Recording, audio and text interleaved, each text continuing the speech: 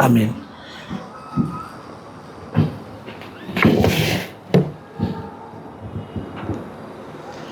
በስመ አብ ወወልድ ወመንፈስ ቅዱስ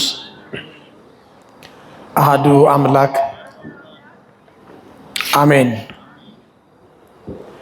የእግዚአብሔር ልጆች፣ የእመቤታችን የቅድስት ድንግል ማርያም ወዳጆች እንደምን ሰነበታችሁ?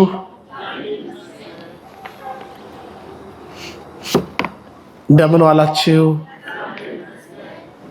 እንዴት አመሻችሁ? የኃጢአታችንን ብዛት የሰውነታችንን ክፋት ሳይመለከት በእድሜያችን ላይ ይህችን ቀን የጨመረልን የአባቶቻችን የቅዱሳን አምላክ የእኛም አባት እግዚአብሔር ስሙ ለዘላለም የተመሰገነ ይሁን። የእናታችን የእመቤታችን የቅድስት ድንግል ማርያም የወላዲት አምላክ በረከት ረድኤት ከሁላችን ጋር ይሁን። ከሊቀ መላእክት ከቅዱስ ዑራኤል በረከት እግዚአብሔር ያሳትፈን፣ አሜን። ለሚያምን ሁሉ ይቻላል። ለዛሬ እንደ እግዚአብሔር አምላክ ቅዱስ ፍቃድ በሚኖረን አጭር ጊዜ የምንማማርበት የትምህርታችን ርዕስ ይሆናል። ለሚያምን ሁሉ ይቻላል። የማርቆስ ወንጌል ምዕራፍ 9 ቁጥር 23 ላይ ይህንን ኃይለ ቃል መመልከት ይቻላል። ይህንን ቃል የተናገረው አምላካችን ጌታችን መድኃኒታችን ኢየሱስ ክርስቶስ ነው። ይህንን ቃል ለማንና ለምን እንደተናገረ ጊዜ ስለሌለን አንድ ጊዜ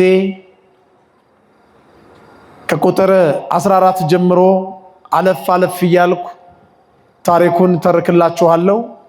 የሚዘራውን ቃል እግዚአብሔር በልቦናችን ሰሌዳ ላይ እግዚአብሔር መንፈስ ቅዱስ ያተምልን። አሜን በሉልኝ። አሜን።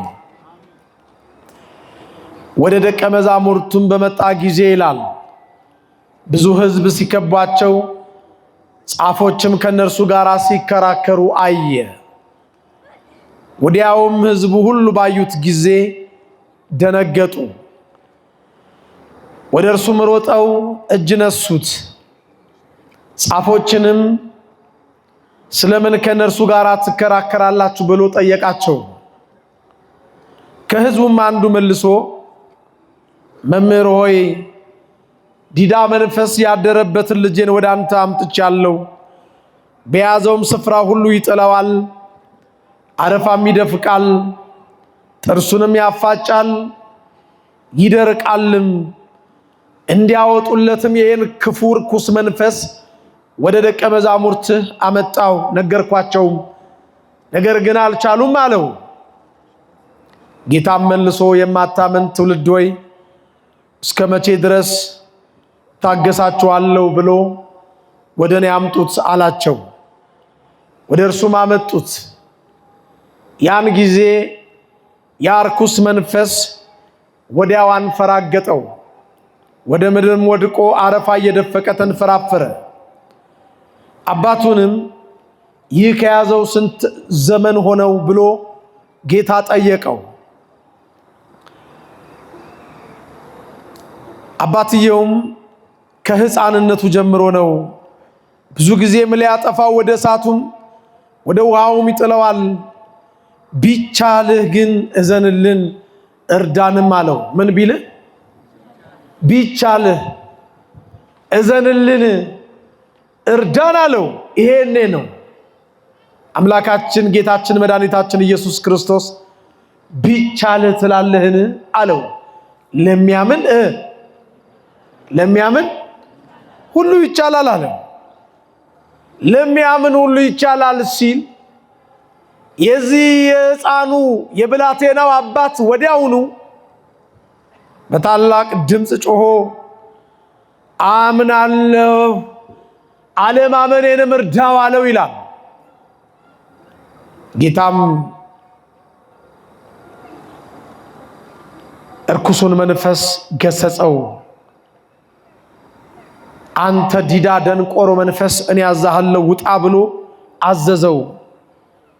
ብዙዎች ሰዎች ሞተ እስኪሉት ድረስ ይሄም ብላቴና እንደሙት ሆነ። ኢየሱስ ግን እጁን ይዞ አነሳውና አቆመው። ወደ ቤትም ከገባ በኋላ ደቀ መዛሙርቱ ለብቻቸው መጥተው ጌታ ሆይ እኛ ልናወጣው ያልቻልነው ስለምንድን ነው አሉት። ጌታም ይህ ወገን ከጸሎትና ከጾም በቀር በጾምና በጸሎት ካልሆነ በቀር በምንም ነገር ሊወጣ አይችልም አላቸው ይላል። ስለ ቃሉ የቃሉ ባለቤት እግዚአብሔር አምላካችን ስሙ በድጋሚ ለዘላለም የተመሰገነ ይሁን። አሜን በሉልኝ።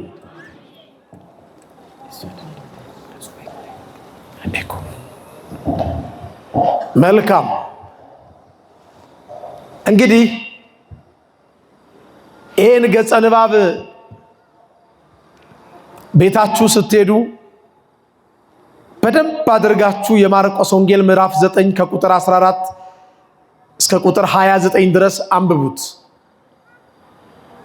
ከዚህ ታሪክ ምንድነው የምናየው፣ ምንድነው የምንማረው የሚለውን ጊዜ ስለሌለን ቶሎ ቶሎ እያልን አጠር አድርገን እንማማራለን።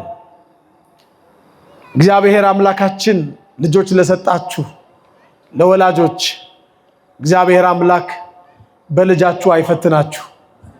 አሜን በሉልኝ። ከባድ ነው ወገኖቼ፣ በልጅ መፈተን በጣም ከባድ ነው። ይሄ ሰው ልጁ ታሞበት ደንቆሮ ዲዳ መንፈስ ይዞ እያሰቃየው ወደ አምላካችን ወደ ኢየሱስ ክርስቶስ ደቀ መዛሙርት ወሰደው ልጁን እንዲፈውሱለት። ነገር ግን መጽሐፍ እንደሚነግረን አልቻሉም።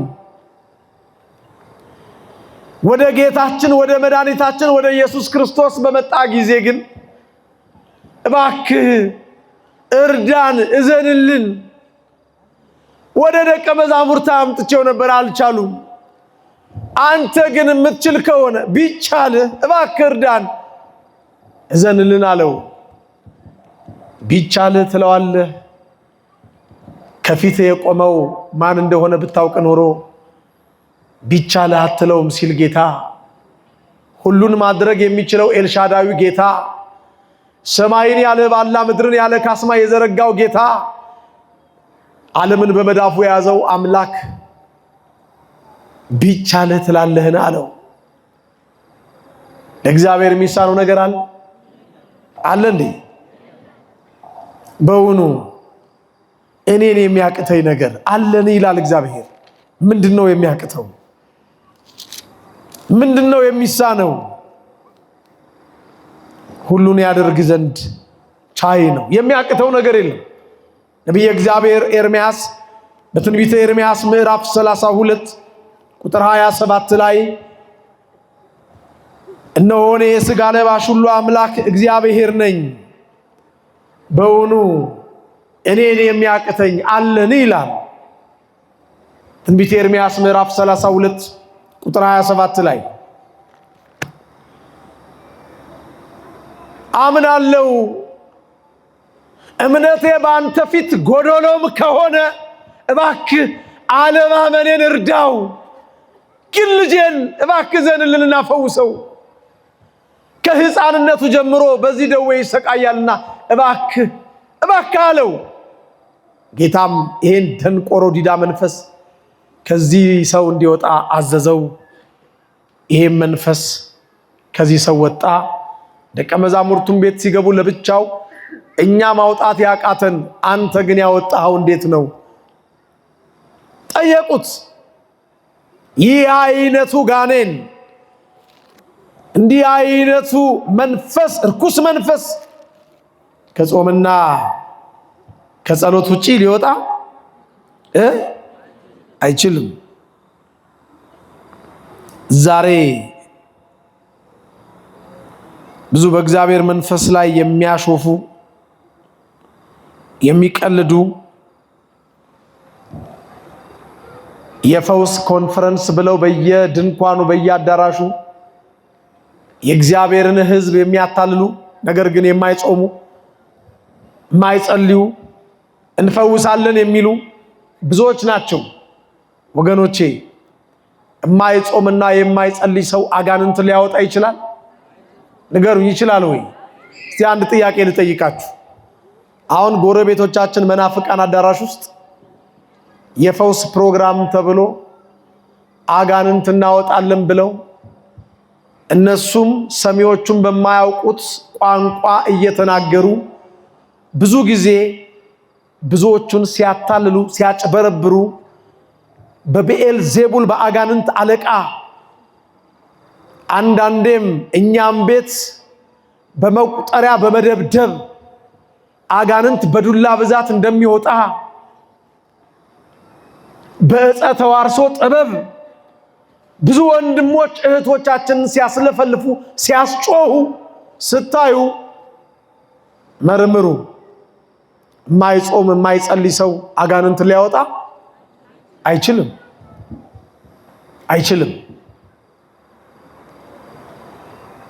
እንኳን ሊጾሙ በጎረቤት ያሉ ወገኖቻችን እኛ ኦርቶዶክሳውያን የምንጾመውን አብዝተን ለእግዚአብሔር ክብርና ስለ በደል ኃጢአታችን እያለቀስን የምንጾመውን ጾም እንኳን የሚነቅፉ የሚያጣጥሉ ለአንዳንዶቹም ከዚች ቤተክርስቲያን ለመውጣታቸው ምክንያቱ የኢትዮጵያ ኦርቶዶክሳዊት ተዋሕዶ ቤተክርስቲያን የጠሉላት ምግብ ከምትበላባቸው ዕለታት በዓመት ውስጥ የማትበላባቸው ቀኖች ይበዛሉና ይሄ ሰልፍ ሆኖባቸው ይሄ ጾም ከብዷቸው ከቅድስት ቤተክርስቲያን ጉረኖ የወጡ ብዙዎች ናቸው። ጾም አበዛችሁ ይሉናል። አሁን እኛ ኦርቶዶክሳውያን ከምንበላበት የማንበላበት ቀን ይበልጣል። በዓመት ከ365 ቀን ውስጥ ከ200 ምናምን ቀን በላይ አንበላም። ወደ 8 ወር የሚጠጋ አንበላም። የጠሉላት ምግብ አንበላም። እንጾማለን። 7 የሕግ አጽዋማት አሉን። የፈቃድ ጾም አሁን በቅርብ ከመስከረም 26 እስከ ህዳር 6 የጽጌ ጾም ጾመን አልፏል። ደግሞ ጳጉሜን የሚጾሙ አሉ። ደግሞ ንስሐ ገብተው የንስሐ ጾም ይጾሙ አሉ። ይህንን መንፈሳዊ ልምምዳችንን ግን የሚነቅፉ የሚያንቋሽሹ ደግሞ በተቃራኒው አጋንንት እናወጣለን ብለው የፈውስ ኮንፈረንስ ብለው አዳራሾቻቸው በር ላይ የሚለጥፉ ብዙ መናፍቃን አሉ። እግዚአብሔር ልብ ይስጥልን ወገኖቼ። መንፈስን ሁሉ አትመኑ። መናፍስት ከወዴት ሆነው እንደሆነ ግን መርምሩ። ዛሬ በዚህ መንገድ የሳቱ ብዙ ምዕመናን ናቸው። እኛ ጋር ብትመጪ ይጸልይልሻል፣ ፓስተር ገሌ ይጸልይልሽ ተብለው ከቤተ ክርስቲያን ቅጥር የወጡ ብዙ እልፍ ሰዎች አሉ። መጽሐፍ ቅዱስ ግን እንደሚነግረን የማይጾም የማይጸልይ ሰው አጋንንትን ሊያወጣ አይችልም። ይሄ እግዚአብሔር ቃል ነው። መልካም እንግዲህ አምላካችን ጌታችን መድኃኒታችን ኢየሱስ ክርስቶስ ለሚያምን ሁሉ ይቻላል አለ። እስቲ ከዚህ ታሪክ ምንድነው የምንማረው? በመጀመሪያ ደረጃ እምነት ማለት ምን ማለት ነው? ከኔ ጋር ናችሁ? አምላከ ቅዱስ ዑራኤል ከሁላችን ጋር ይሁን። አሜን። እምነት ማለት ምን ማለት ነው? በደንብ አስተውሉና ስሙ። እምነት ማለት ማይታየውን እግዚአብሔርን ማይዳሰሰውን እግዚአብሔርን ወይም ያላየነውን እግዚአብሔርን እንዳየነው አድርገን መቀበል ማለት ነው። ማመን ማለት እምነት ማለት በመጀመሪያ ደረጃ ይሄ ዓለም ካለመኖር ወደ መኖር የመጣው በእግዚአብሔር ነው። እግዚአብሔር አምላክ የሁሉ አስገኝ የሁሉ ፈጣሪ ነው ብሎ ማመን እምነት ማለት ሀለወተ እግዚአብሔርን የእግዚአብሔርን ህልውና ማመን ማለት ነው። እግዚአብሔር አለ ብሎ ማመን፣ ይህ ዓለም አስገኝ ፈጣሪ አለው ብሎ ማመን። መቼም በዚህ ጉዳይ ብዙዎቻችን አናምንም ብዬ ተስፋ አላደርግም። እግዚአብሔር አለ የለም? ታምናላችሁ አታምኑ? ትልቁ እምነት ይሄ ነው። ህልውናውን ሀለወተ እግዚአብሔርን ማመን፣ ይሄ ዓለም ካለመኖር ወደ መኖር የመጣው በእግዚአብሔር ነው ብሎ ማመን። ለምን? ይሄ ዓለም በአዝጋሚ ለውጥ ወይም በኢቮሉሽን ወይም በነ ቻርልስ ዳርዊን ፍልስፍና ከብዙ ሚሊዮን ምናምን ዓመት በፊት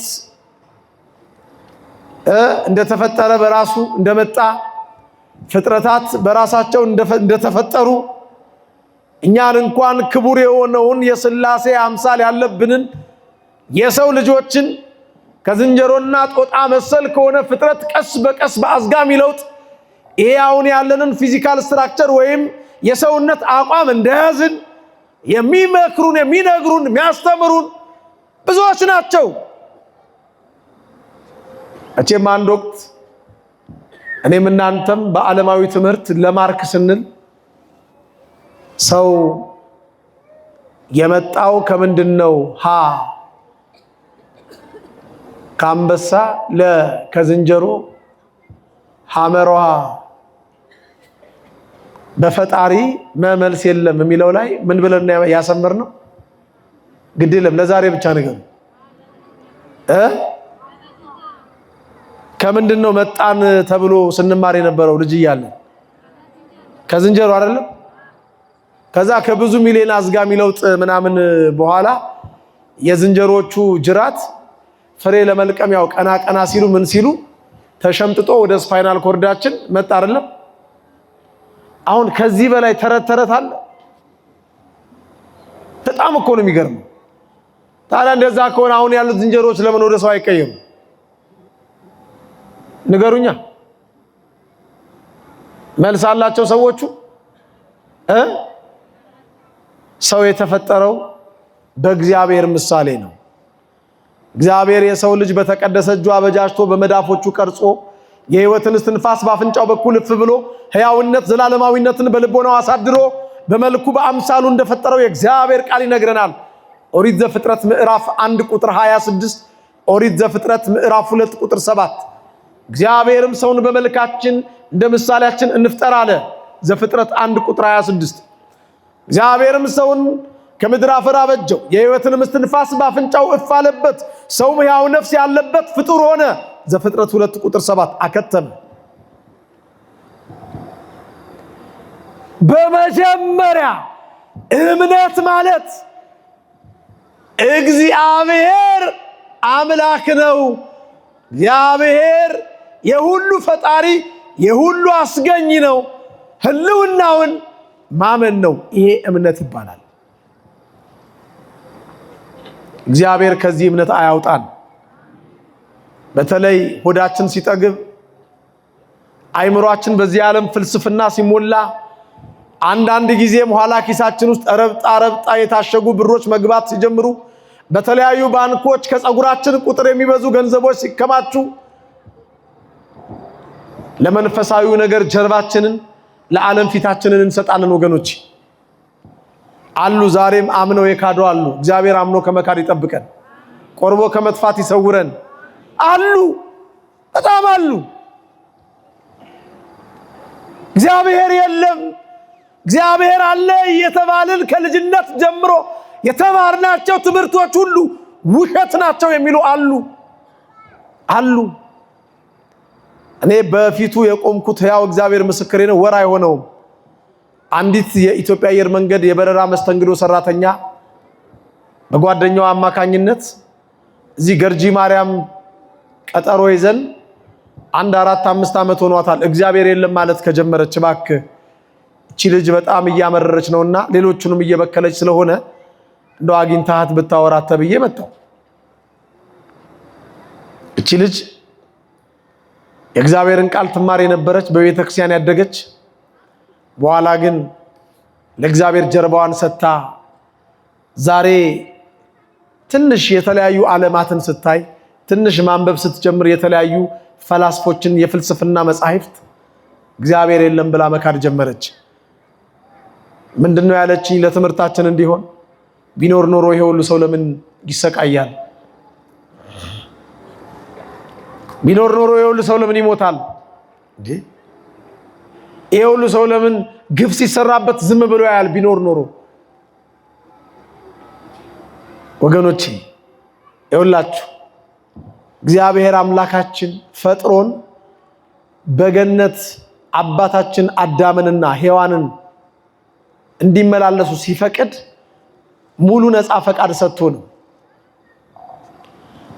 የፈለጉትን ሊበሉ የፈለጉትን እንዳይነኩ። ነገር ግን ቃል በፍጡርና በፈጣሪ መካከል በገዢና በተገዢ መካከል ልዩነት እንዳለ ለማጠየቅ ቃል ሰጥቶ ትእዛዝ ሰጥቶ ክፉና መልካም የሚያስታውቀውን ዛፍ ምን አትበሉ አትብሉ አይደለም። በገነት ዛፍ መካከል ያለውን ሁሉ ግን ምን በሉ።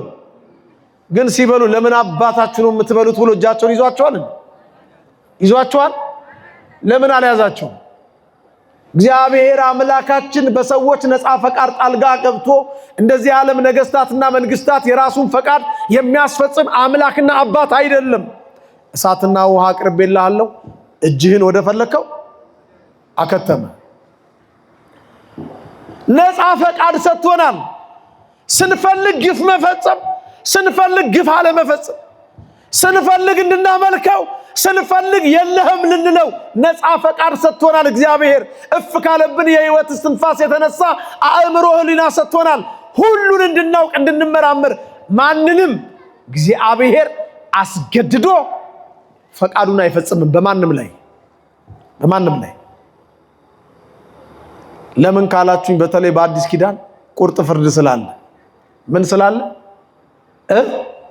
ቁርጥ ፍርድ። አመፀኛ ወደፊት ያምፅ፣ እርኩሱም ወደፊት ይርከስ።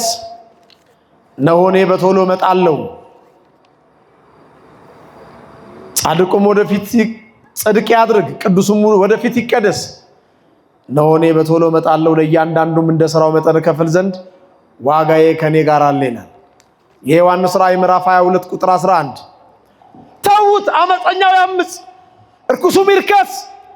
በቤተ መንግስቱም በቤተ ክህነቱም ያለ አዋቂ ነኝ የሚል በሙሉ ይርከስ፣ ሲፈልግ ይቀደስ። ቁርጥ ፍርድ አለ። ማንም የማንንም ድምፅ የማይሰማበት ሁላችንም በክርስቶስ የፍርድ ወንበር ፊት የምንገለጥበት እያንዳንዱ እንደ ስራው ፍዳ መጠን እግዚአብሔር ዋጋውን የሚከፍልበት ቁርጥ ፍርድ አለ። ቁርጥ ፍርድ ስላለ ማንም የፈለገውን ያድርግ። ቢኖርማ ኖሮ መች ሙዳየ ምጽዋቱ ሲዘረፍ ዝም ይላል? ቢኖርማ ኖሮ ቤተ መቅደሱ ሲቃጠል ለምን ዝም ይላል? ቢኖርማ ኖሮ የቃል ኪዳኑ ታቦት ሲሰረቅ ለምን ተሰርቆ ሲሸጥ ለምን ዝም ይላል? እንኳን የቃል ኪዳኑ ታቦት ራሱን በ30 ብር ሲሸጥ ዝም ብሏል አይደል? አላለም እንዴ? ይሁዳ በ30 ብር ሲሸጠው ቀንድ ያለው መዋጋት እየቻለ ማፍገምገም መጣል እየቻለ በግ በሸላቶቹ ፊት ለመታረድ እንደሚነዳ ጠቦት ዝም ብሎ ያን ሁሉ ጅራፍ ተቀብሎ እኮ ለመስቀል ሞት የታዘዘው ማድረግ ስለማይችል አይደለም። ቁርጥ ፍርድ አለ። በሰዎች ነፃ ፈቃድ እግዚአብሔር ጣልቃ አይገባም። እየሰማችሁኝ ነው? እግዚአብሔር ይስማችሁ። እንደው አሁን የለም ብለነው የምንጠቀመው ጥቅም አለ? አለስ ብለነው የምንጎዳው ጉዳት አለ? ከኔ ጋር ናችሁ? ኧረ ተው ውስጥ ጠይቃችሁ መልሱልኝ። ብዙ ናችሁ እኮ፣ በጣም ብዙ ነው የሚታየኝ። እግዚአብሔርን አለ ብለነው ብናምነው የምንጎዳው ጉዳት አለ? እግዚአብሔርን የለህም ብንለው የምንጠቀመው ጥቅም አለ? የለም። በጣም የሚገርማችሁ የለህም እያሉት እሱ በፈጠረው ጣሪያ ሰማይ ላይ እሱ በፈጠረው ወለል ምድር ላይ ግን ያኖራቸዋል። የለህም እያሉት ቸር ስለሆነ። ይሄ በመጀመሪያ ደረጃ ስለ እምነት እንድትጨብጡልኝ እንድትይዙልኝ የምፈልገው አንኳር ጉዳይ ነው። እምነት ማለት የእግዚአብሔርን ሕልውና ማመን፣ ይሄ ዓለም ፈጣሪ ያስገኘ አለው ብሎ ማመን፣ ያላዩትን እግዚአብሔርን እንዳየ ነው አድርጎ ማመን። ሌላው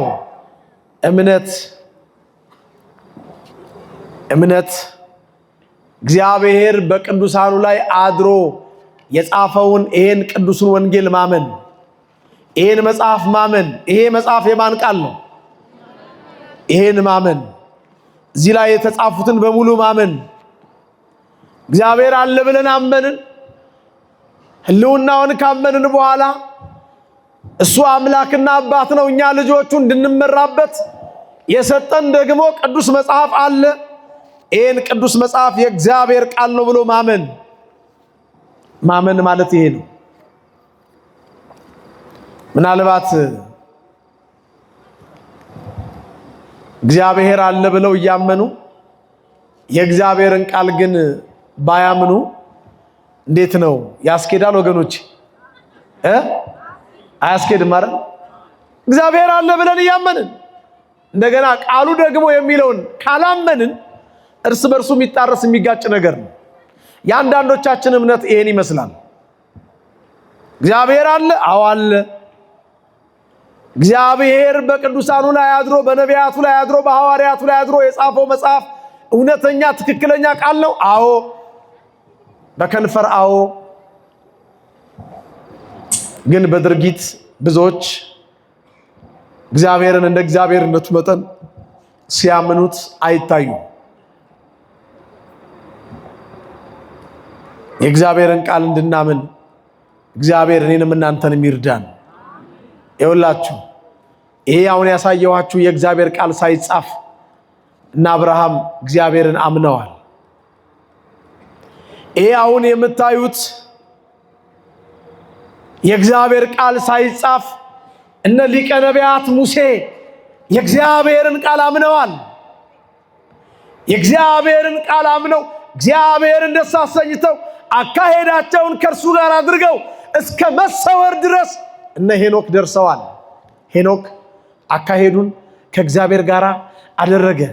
እግዚአብሔርን ወስዶታል ሰውሮታልና አልተገኘም ይላል ቅዱስ ጳውሎስ ስለ እምነት በጻፈው ክታቡ ዕብራውያን ምዕራፍ 11 ከቁጥር 1 ጀምሮ አንብቡት። ለአባቶች የተመሰከረላቸው በዚህ ነው። እምነት ተስፋ ስለምናደርገው ነገር የሚያስረግጥ ማናየውንም ነገር የሚያስረዳ ነው። ለሽማግሌዎች የተመሰከረላቸው በዚህ ነውና እያለ ይዘረዝራል። ከአቤል ጀምሮ ስለ ቅዱሳን ነቢያት እምነት በስፋትና በጥልቀት ይዘረዝራል። የማንን ቃል ማመን ነው አልኳችሁ?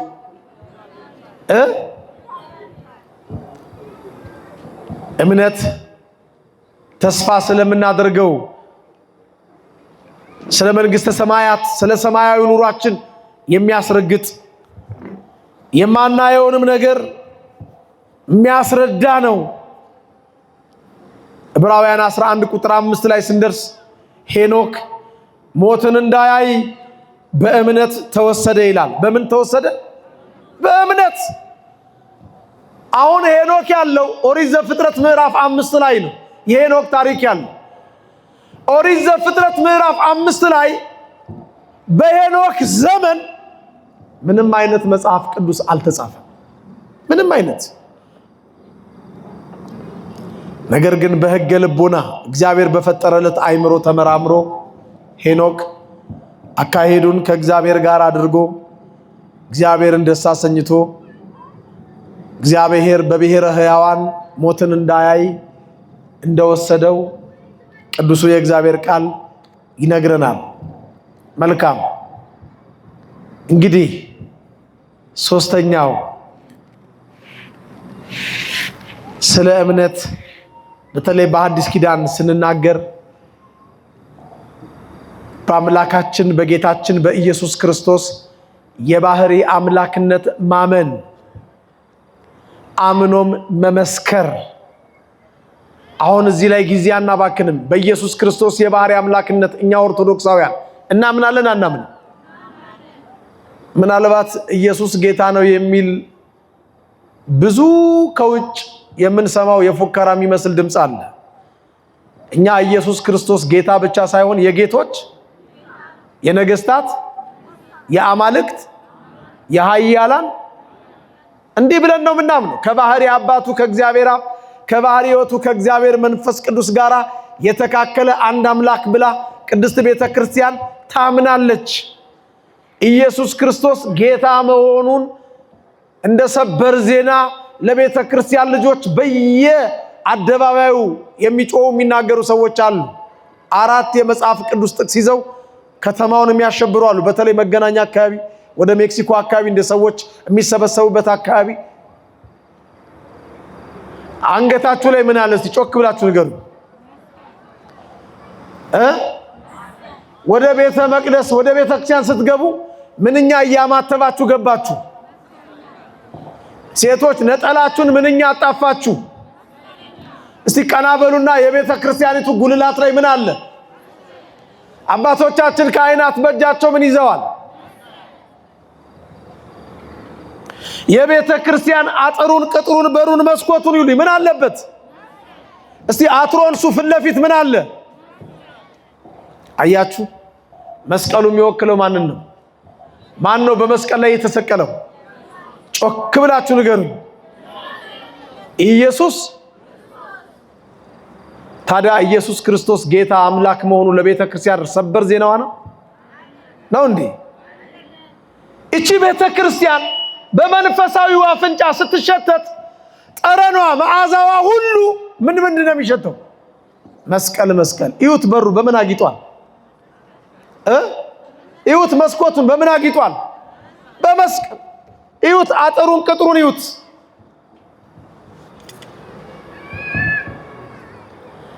ይህችን ቤተ ክርስቲያን ባለማወቅ ብዙዎች አፋቸውን ያላቅቁባታል። እግዚአብሔር አይነ ልቦናቸውን ያብራላቸው። እውነተኛ ወንጌላውያን ቢሆኑ ኖሮ ያላመኑ ያልተጠመቁ ብዙ አህዛብ ወዳሉበት ወደ መስጂድ ሄደው ይህንን ስብከት ይሰብኩ ነበር፣ ወይም ወደ አህዛብ ሀገር ሄደው ይሰብኩ ነበር። እነሱ ዛሬ እጃቸው ላይ መጽሐፍ ቅዱስ ይዘው አፋቸውን ለሚያላቅቁበት ይሄ ወንጌል የዚች ቤተክርስቲያን አባቶች በከፈሉት ዋጋ ነው ዛሬ እነሱም ክርስቲያን የሆኑት ወይም ክርስቲያን የመሰሉት። የዚች ቤተክርስቲያን አባቶች ነበሩ ዋጋ የከፈሉት ከነዋያተ ቅድሳቱ ጋራ በየዋሻው በየፍሩክታው በየኮረብታው ተቀብረው ክርስትናን ዛሬ ላለው ትውልድ ያቆዩት የኢትዮጵያ ኦርቶዶክሳዊት ተዋሕዶ ቤተክርስቲያን አማኝ አባቶችና ልጆች ናቸው እቺን ቤተክርስቲያን እዚህ ዘመን ያቆዩት እንጂ እነሱ አባቶች አልነበሩም። ዛሬ ግን መልሰው ጦራቸውን ይሰብቁባታል ለማፍረስ። እዚች ቤተክርስቲያን ላይ ሰይፋቸውን ይስላሉ። እቺ ቤተክርስቲያን በእግዚአብሔር ሕልውና እንደማታምን በኢየሱስ ክርስቶስ የባህሪ አምላክነት መድኃኒትነት ጌትነት እንደማታምን አፋቸውን ሞልተው ደረታቸውን ነፍተው ሲናገሩ ይደመጣሉ። እግዚአብሔር ልብ ይስጥልን። እዚህ ላይም ጊዜ አናባክንም። ሁላችንም በኢየሱስ ክርስቶስ ስለምናምን አሁን ለሚያምን ምንድን ነበር የተነሳንበት ርዕስ? ሁሉ ይቻላል ነው አይደል? አዎ፣ እቺን ቃል ጥቂት ተመልክተን በኔ በኩል ያለው መርሃ ግብር እንጠቅልለው እየመሸብን ስለሆነ ወገኖቼ፣ አሁን በእግዚአብሔር ሕልውና እናምናለን። ስለ እምነት በጣም ከብዙ በጥቂቱ ነገርኳችሁ። ጥሩ ነው፣ እናምናለን፣ ችግር የለብንም። ማመናችን ግን በመታመን ካልተገለጠ ይሄ ሁሉ የእምነታችን ጉዳይ በዜሮ እየተባዛ ነው ማለት ነው። እየሰማችሁኝ ነው? እግዚአብሔር ይስማችሁ። ልክ እንደዚህ ደዌ ክፉ መንፈስ ያሰቃየው እንደነበረው ሕፃን አባት አምላካችን እግዚአብሔርን ቢቻልህ እዘንልን የምንለው ከሆነ ግን እምነታችን በዜሮ እየተባዛብን ነው። አምላካችን እግዚአብሔር አለ ብለን እያመንን ሁሉን ቻይ ኤልሻዳይ አምላክ ነው የምናምነው እያልን ነገር ግን በእምነታችን ውስጥ ጥቂት የሰናፍጭ ቅንጣት የምታክል ጥርጣሬ ከገባ እምነታችን በሙሉ በዜሮ እየተባዛብን ነው።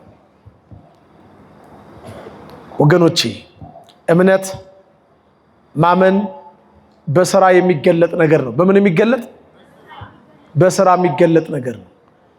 የእግዚአብሔርን ሕልውና የሚያመን ክርስቲያን እግዚአብሔር አባትና አምላኬ ነው ብሎ የሚያምን ክርስቲያን ሁለንተናውን እግዚአብሔር ላይ ጥሎ እግዚአብሔርን ብቻ ተስፋ በማድረግ የሚኖር እውነተኛ አማኝ ነው። ልክ ሕፃናት እናቶቻቸው ክንድ ላይ እንደሚተኙት አይነት አስተኛኘት የማይታጠፈው የማይዘለው የእግዚአብሔር ክንድ ላይ በእምነት እንዲህ የማይተኛ ክርስቲያን አይደለም። የሰማችሁ ነው? አንዴ ወደ እናቶቻችን ክንድ ልመልሳችሁ። እናቶቻችን ክንድ ላይ ሕፃናት ጡት ሲጠቡ ያየ መቼም ብዙ ሰው ይኖራል ብዬ ተስፋ አደርጋለሁ። እናቶቻቸውን ክንዳቸውን መተኛ ፍራሽና ትራስ አድርገው የተኙ ሕፃናት እርግጠኛ ሆኜ ነው የምነግራችሁ የእናቴ ክንድ ሊጥለኝ ይችላል ብለው ተጠራጥረው የእናትየውን ነጠላ ወይም ቀሚስ ጫፍ ግጥም አድርጎ በአንድ እጁ ይዞ እንቅልፍ ሲወስደው ያየነው ሕፃን እኔም እናንተም አለ ብዬ አላስብም። ልክ ነኝ? እንዴት ነው ልጆች እናቶቻቸው ክንድ ላይ ሲተኙ የሚተኙት? እጃቸውንም እግራቸውንም ሁለንተናቸውን ጥለው ነው አይደል የሚተኙት? ነው አይደለም? ወይስ የሆነ የሚፈሩት የሚይዙት ነገር አለ? የለም አይደለም?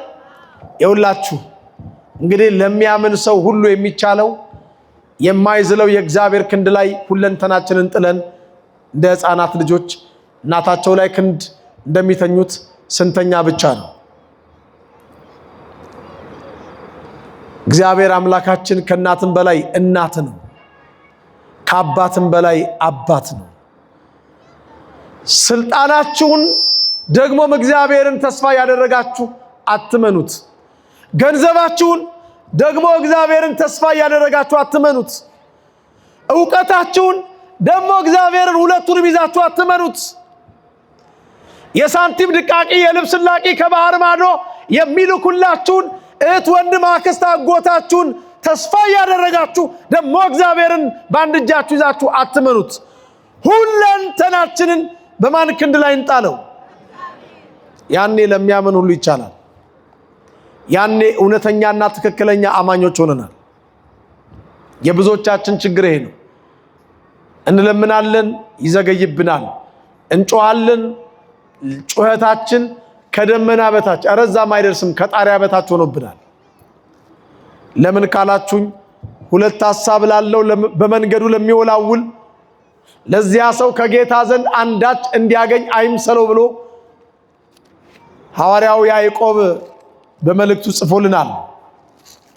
ሁለት ሐሳብ ላለው በመንገዱም ለሚወላውል ለዚያ ሰው ከጌታ ዘንድ አንዳች እንዲያገኝ አይምሰለው። የያዕቆብ መልእክት ምዕራፍ 1 ቁጥር 7 ጀምሮ ተመልከቱ። እናንተ ቤታችሁ ከቁጥር 5 ጀምሮ እዩት። ከናንተ ግን ማንም ጥበብ ቢጎድለው ሳይነቅፍ በልግስና ለሁሉ የሚሰጠውን እግዚአብሔርን ይለምን፣ ለእርሱም ይሰጠዋል። በምንም ሳይጠራጠር በእምነት ይለምን። በምንም ሳይጠራጠር በምን ይለምን? በእምነት። ሁለት ሐሳብ ያለው በመንገዱ ሁሉ ለሚወላውል ለዚያ ሰው ግን ከጌታ ዘንድ አንዳች እንዲያገኝ አይምሰለው ይላል። ሁለት ሐሳብ እየተጠራጠረ ነው። ይሆንልኝ ይሆን ይደረግልኝ ይሆን እያለ በመንታ ሐሳብ ማለት ነው። ሌላው እግዚአብሔርን እንደ እግዚአብሔርነቱ መጠን ሳያምን፣ በፍጹም ልቡ፣ በፍጹም ኃይሉ፣ በፍጹም ነፍሱ ሳያምን፣ ሁለንተናውን እግዚአብሔር ላይ ሳይጥል አማራጭና አቋራጭ ብሎ እንደሚያስበው አንዳንድ ሰው መንገድ እግዚአብሔርን እንደ አቋራጭ መንገድ ለሚጠቀም ለሚፈልግ ሰው ከእግዚአብሔር ዘንድ አንዳች እንዲያገኝ አይምሰለው። ይኸውላችሁ በጣም ባጠረ ጠቅለል ባለ ቋንቋ ከእግዚአብሔር ውጪ የምንመካበት፣ የምንደገፍበት፣ የምንታመንበት ደግሞም የምናምንበት ጉዳይ ካለ ሳናውቀው ያ ነገር ለኛ ጣዖት ነው። ምንድነው አልኳችሁ? ጣዖት ነው። አምልኮተ ባዕድ ነው። የሚመካ በማን ብቻ ይመካ? አከተመ። ጠቢብ በጥበቡ አይመካ፣ ኃያልም በኃይሉ አይመካ፣ ባለጸጋም በብልጽግናው አይመካ። ነገር ግን እኔ እግዚአብሔር ሁሉን ማድረግ እንደምችል በማመኑ በዚህ ብቻ ይመካ ይላል እግዚአብሔር ቃል። ወገኖቼ የብዙዎቻችን ችግር እግዚአብሔርን ለምነን መቀበል ያቃተን፣ እግዚአብሔርን ለምነን ልመናችን የዘገየብን በዚህ ምክንያት ነው። የብዙዎቻችን ችግር ይሄ ነው። ትንቢተ ኤርምያስ ምዕራፍ 9 ቁጥር 23 ላይ እንዲህ ይላል፣ እግዚአብሔር እንዲህ ይላል፣ ጠቢብ በጥበቡ አይመካ። ምንም ጥበበኛ ብንሆን በማን ብቻ እንመካ? ኃያልም በኃይሉ አይመካ፣ ባለጸጋም በብልጥግናው አይመካ። ነገር ግን የሚመካ ምሕረትና ፍርድን ጽድቅንም በምድር ላይ እማደርግ እኔ እግዚአብሔር መሆኔን በማወቁና በማስተዋሉ በዚህ ይመካ። ደስ የሚያሰኙኝ እነዚህ ናቸውና ይላል።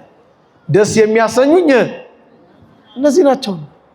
ነገርኳችሁ፣ ሕፃን ልጅ እናቱ ክንድ ላይ ሲተኛ ሁለንተናውን ጥሎ እንደሚተኛ እጁንም ይዘረጋል።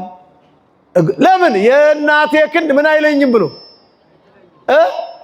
አይጥለኝም ብሎ አምኖ። ቅድም ሕልውናውን ስጠይቃችሁ አለ ብላችሁ የመለሳችሁልኝ እግዚአብሔርም ብንተኛበት አይጥለንም። ይጥለናል? አይጥለንም። ይተወናል? ይረሳናል? የከንፈራችንን ቃል ልባችን ላይ ይትከልብን። አሜን በሉልኝ በወፍራሙ አሜን። ወገኖቼ እንዲህ ካመንን እግዚአብሔርን ለምነን የምናጣው ነገር የለም። የሰናፍጭ ቅንጣት ታክል እምነት ቢኖራችሁ ይህን ሾላ ተነቅለ ወደዛ ባህር ተተከል ብትሉት ይሆናል አይደል የሚለው ወንጌል። ይህን ተራራ ከዚህ ተነቅለ ወደዛ አለፍ ብትሉት ይህን ቃል በቁሙም አድርገውታል፣ በሚስጥራዊውም ትርጉሙ አድርገውታል አባቶቻችን። እንደ ተራራ የገዘፈውን ዲያብሎስን፣ እንደ ሾላ የገዘፈውን ዲያብሎስን ነቅለው ከስሩ ጥለው አሳይተውናል። የበቁ አባቶችም ተራራውን በቁሙም ገለል አድርገው አሳይተዋል። ምናልባት ይሄን ቃል እኔና እናንተ ባናምነው እንኳን ቃሉ የታመነ ሆኖ ይኖራል። ሁለተኛ ጢሞቴዎስ ምዕራፍ 2 ቁጥር 11 ላይ ቃሉ የታመነ ነው ይላል። ባናምነው ይሄን ቃል ባናምነው ቃሉ ታማኝ ሆኖ ይኖራል። ቅዱስ ጳውሎስ በሌላም ስፍራ ላይ እግዚአብሔርን የማያምኑ ሰዎች ቢኖሩ የነሱ አለማመን የእግዚአብሔርን ታማኝነት ያስቀራልን ይላል። ሮሜ ምዕራፍ 3 ቁጥር 3 ላይ ተመልከቱ። ሮሜ ምዕራፍ 3 ቁጥር 3 አሁን የነገርኳችሁን ቃል ባታምኑ አእምሯችሁ 2 ኪሎ ተኩል ቅቤ የሚያክል አእምሯችሁ መቀበል ቢያቅተው የእግዚአብሔርን ታማኝነት ግን ሊያስቀረው ይችላል? አይችልም። እሱ ታማኝ ሆኖ ይኖራል። እባካችሁ በኋላ ከማይበር ጸሎት በኋላ እያንዳንዳችሁ ወደ ግል ጸሎት ስትመጡ ይሄን ጸሎት ጸልዩ። እምነት ጨምርልን በሉት። ምን ጨምርልን? አልሰማዋችሁ? ምን ጨምርልን? የሉቃስ ወንጌል ምዕራፍ 17 ቁጥር 5 ላይ ተመልከቱ። ሐዋርያትም ጌታን እምነት ጨምርልን አሉት ይላል። የሉቃስ ወንጌል ምዕራፍ 17 ቁጥር 5 ጀምሮ ተመልከቱ። ለምን ካላችሁኝ እምነት ለአንድ አማኝ ከምንም ነገር በላይ ነው። ለምን? ያለ እምነት እግዚአብሔርን ደስ ማሰኘት አይቻልም። ዕብራውያን 11 ቁጥር 6 ላይ የተጻፈ ቃል ያለ እምነት እግዚአብሔርን ደስ ማሰኘት አይቻልም። ሌላው ማመናችን ይኸውላችሁ የሚረጋገጠው ፈሪዎች ካልሆንን ነው። ምኖች ካልሆንን ፈሪ አይጸድቅም ገለባም አይበቅልም ይላሉ አባቶቻችን። እየሰማችሁኝ ነው? ፍጹም ፍቅር ፍርሃትን አውጥቶ